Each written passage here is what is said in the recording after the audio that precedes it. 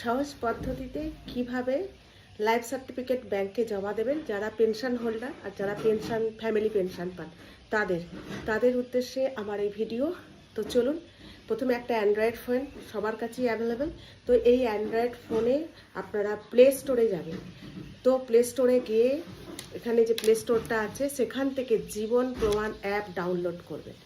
জীবন প্রমাণ অ্যাপের সাথে সাথে আপনারা আধার ফেস আরডি ডাউনলোড করবেন। এই দুটো ডাউনলোড করার পরে জীবন প্রমাণ যে অ্যাপটা আছে এখানে যে প্রসেস আছে সেই প্রসেসগুলো প্রথমে চাইবে আপনাদের কাছে আধার নাম্বার। তো চলুন আমি দেখাচ্ছি।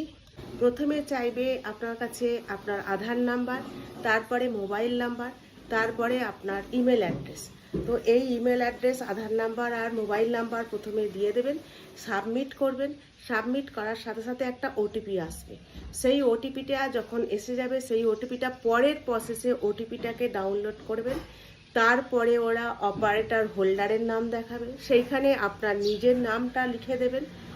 নেক্সট প্রসেসে যখন আসবেন ক্লিক করে নিচেতে স্ক্যান করে দিয়ে দেবেন।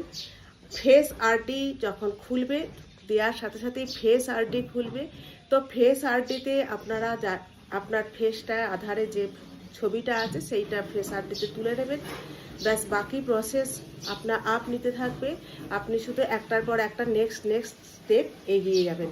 তো এইভাবে ব্যাংকে না যেও ঘরে বসেও লাইফ সার্টিফিকেট জমা দিতে পারবেন। আমার মনে হয় আমার ভিডিওটা আপনাদের কাজে লাগবে। নমস্কার।